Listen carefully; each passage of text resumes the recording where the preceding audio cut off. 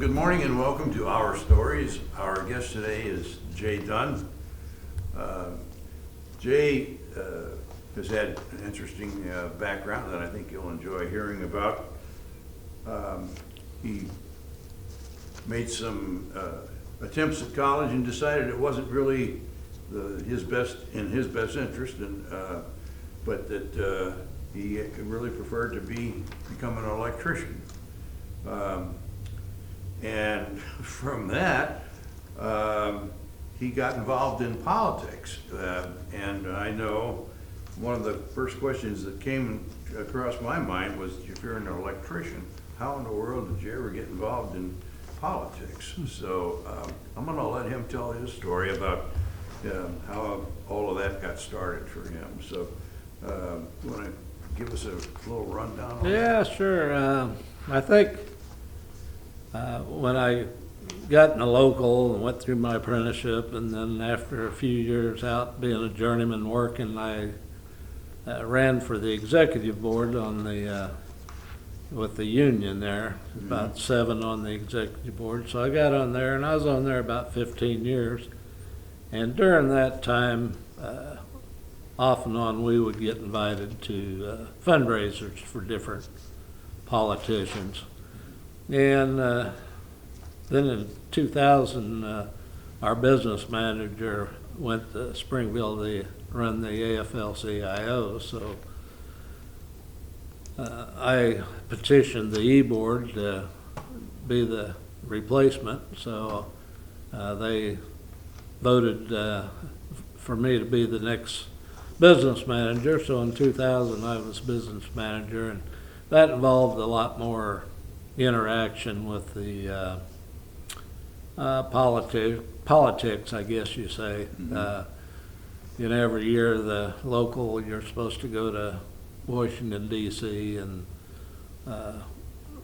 all the business agents from all over the United States and Hawaii come to that. So they've always got a speaker or two there, the politicians. You usually have meetings with them on the side and trying to, get legislation to help construction work and being able to unionize and things like that.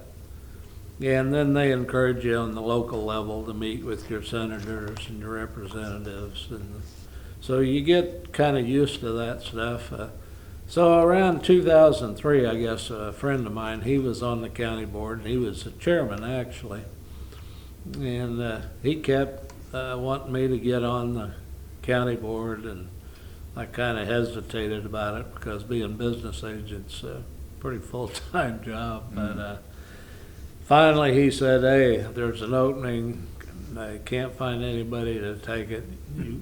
It's in your district. You got to take it. So after twisting my arm, I got it. And he promised me, he said, you're only going to have to have one committee to go to, and it's during the day, so you can, manage it once a month, and then the county board meeting, which is once a month.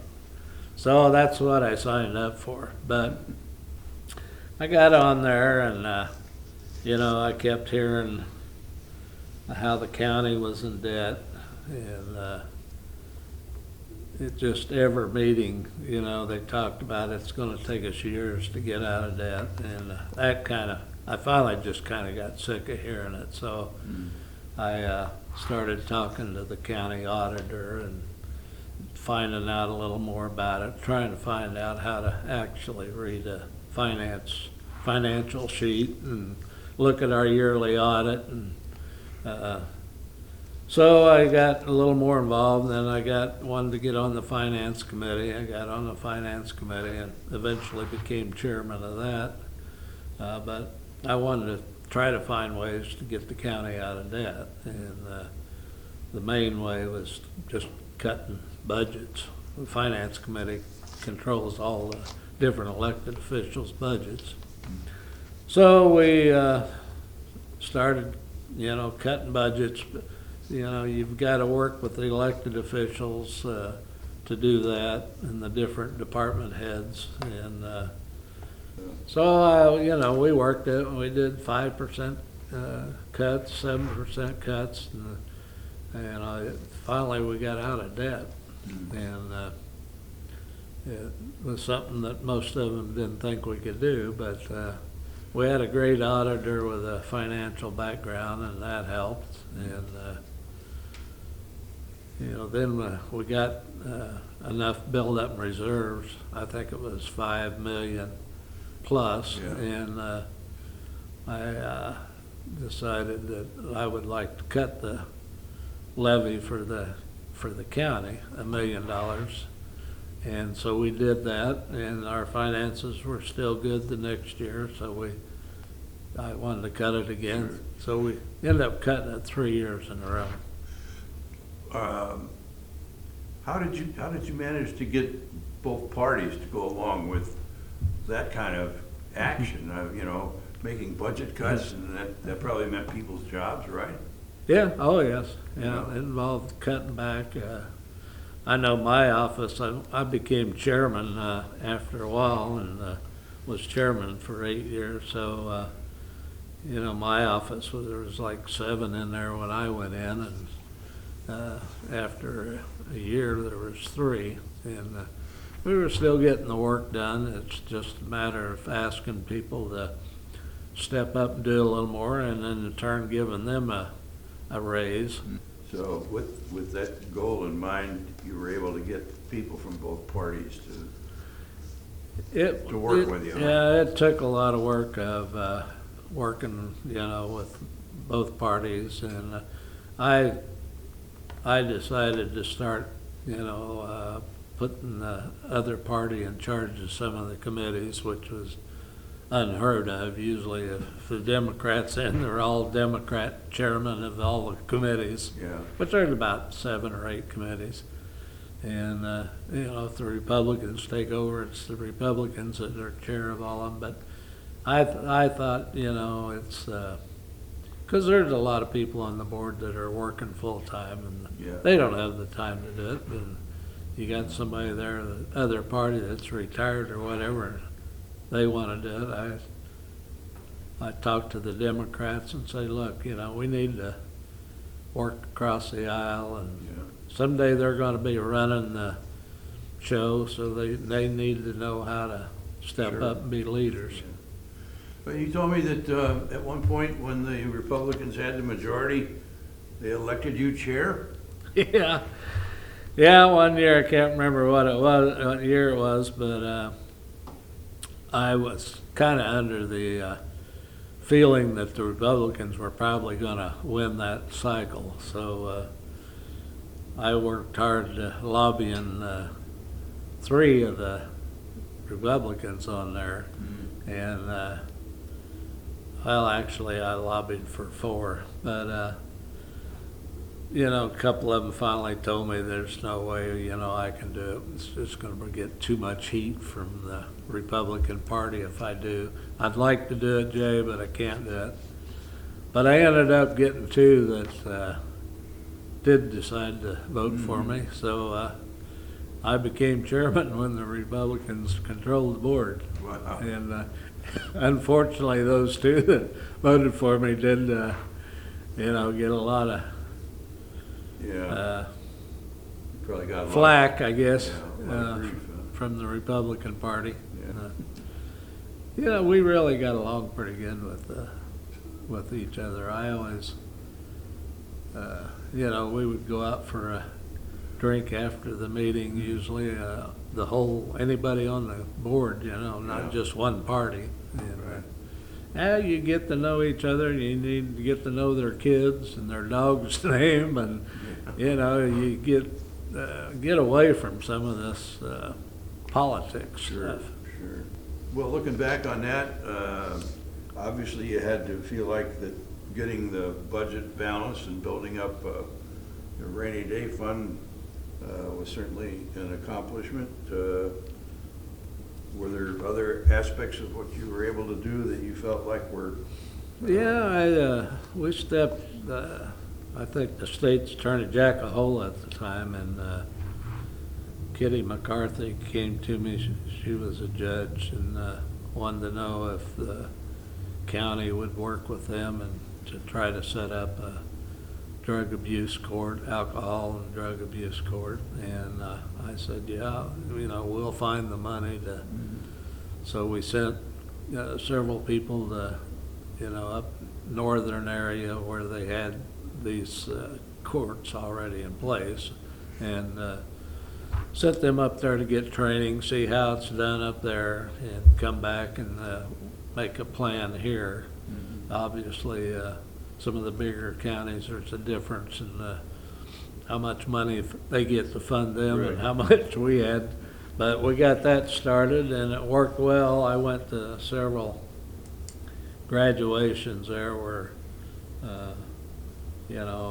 after they got through the course, and they would have all of them get up and say a speech if they wanted to, and then they had cake and stuff afterwards, and then they followed up on them like for 18 months or 2 years after that too, periodically, and that worked out well. And then they wanted to start mental health court, and so we started that, and those were two very important things, and I mean, very emotional when you go to the graduations and then see these people listen to what they've been through, and now they've overcome it. Hopefully they can not slide back. And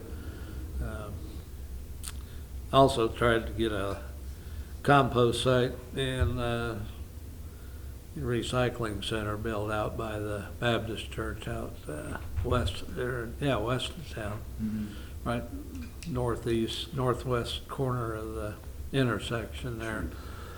But I talked to Howard Bowie. He came to one of our meetings and was impressed enough to offer to buy the land for us, which was, I think, over $1 million. That was a big help, and we spent a lot of money on the engineering part of it and architectural, and it was going pretty good. But then for some reason we had a couple of Republicans that started thinking it was going to cost too much money and wouldn't be cost efficient, which I kind of had figured up that it would be. It wasn't.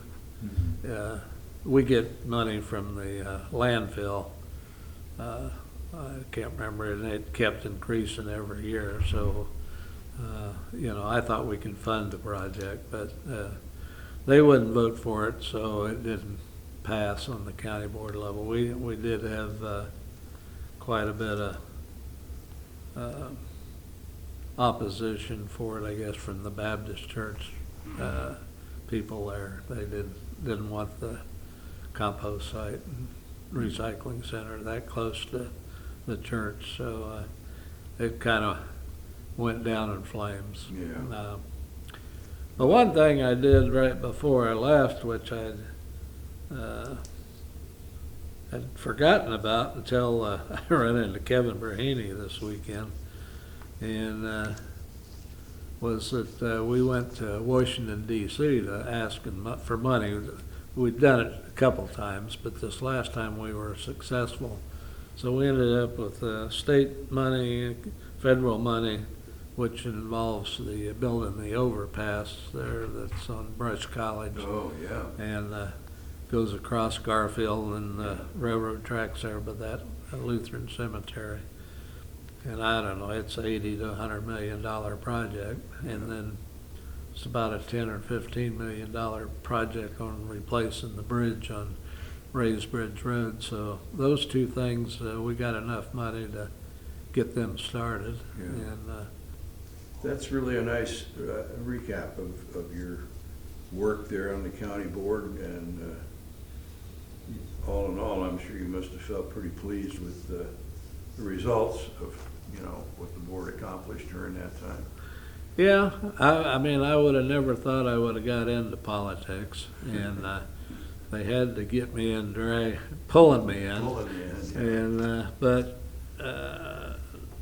You know, I do like a challenge, and Yeah. there was lots of challenges there at the county, and in fact, each department, the more time I had to get involved with the state's attorney's office or probation, the coroner's office, it was always very interesting to find out, you know, what they did and Sure. and what needs they had, Yeah. problems they had, and then try to help them out. Right. And yeah, I enjoyed it. It was a challenge, but I did really enjoy it. Yeah, sounds like it. You can tell that from your explanations of what you did, so. Well, certainly, I think that's information that most of us wouldn't have known a whole lot about, so I really appreciate you sharing that with us and giving us a recap of your career along with it. Yeah, well, thank you.